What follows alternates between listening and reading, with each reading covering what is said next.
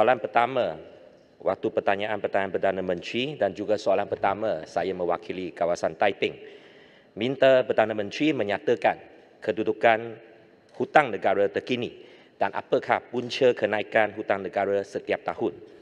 Nyatakan usaha-usaha kerajaan dalam menyelesaikan hutang negara yang semakin meningkat ini. Sekian daripada Taiping. Tuan Menteri.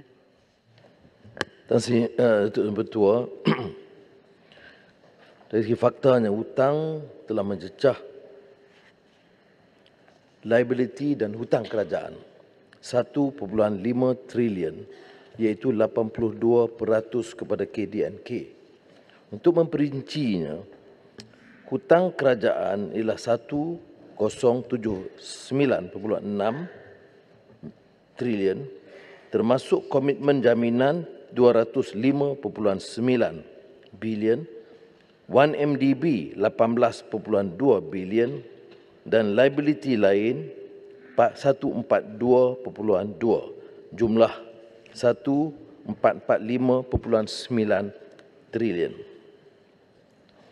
Dan kalau dikira dari segi peratus, 82% daripada KDNK, dan untuk hutang kerajaan persekutuan sudah mencecah 60.4%.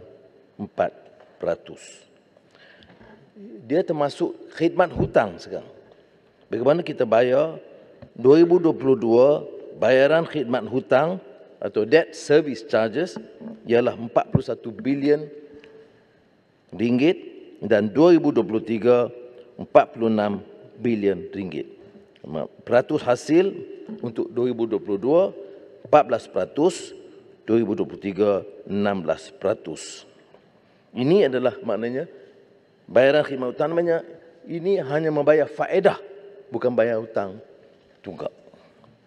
Langkah-langkah yang diambil ini pertamanya memperbaiki tata kelola, kerana di antara perbelanjaan bilion ringgit yang hilang ini adalah kerana pengurusan lemah, ketirisan dan menyebabkan hutang lebih tinggi daripada pertumbuhan ekonomi negara. Lain-lain ialah untuk memastikan asas hasil ditambah dan review ataupun public expenditure review mengkaji semula kaedah perbelanjaan awam tanpa membebankan rakyat, terutama dalam bidang pendidikan, kesihatan dan prasarana asas. Hal-hal ini boleh kita cerakin dalam pembentangan belanjawan pada 24 hari bulan, insya-Allah. Sila Taiping. Soalan tambahan. Terima kasih Yang Berhormat Perdana Menteri dan terima kasih Datuk Speaker. Dan kita tadi telah meneliti bayaran perkhidmatan hutang berbanding dengan hasil dalam mencecah 14% pada tahun 2022. Dan ini juga merupakan sesuatu yang dibimbangi oleh Ketua Audit Negara dalam laporan Ketua Audit Negara yang dibentangkan sebelum ini. Dan dengan komitmen kerajaan yang begitu tinggi, rakyat memang khawatir akan dibebankan dengan cukai-cukai tambahan. Soalan saya adalah sama ada kerajaan akan memperkenalkan apa-apa cukai baharu pada masa kini untuk menangani isu yang dihadapi pada masa kini. Betul ya, betul. Kita tidak bercadang untuk memperkenalkan GST ataupun cukai yang kepenggunaan berasas luas, iaitu broad-based consumption tax. Yang kita akan perketatkan adalah pengurangan subsidi bagi golongan kaya seperti mana dilakukan dalam isu subsidi elektrik.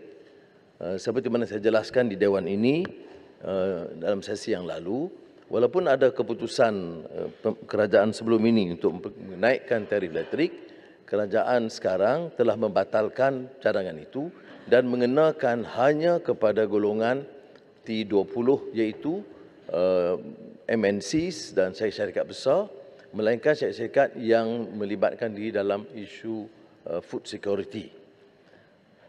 Ada beberapa langkah lain yang kita kenakan dalam konteks penekanan yang sama. Umpamanya, subsidi diesel itu tahun 2022 adalah 20 bilion ringgit. Tetapi dalam kajian Ketua Audit Negara dan lain-lain, separuh daripada volum itu telah dijual melalui stesen minyak. Maknanya kalau kita boleh selamatkan 5-6 bilion daripada ketirisan itu, dia akan membantu.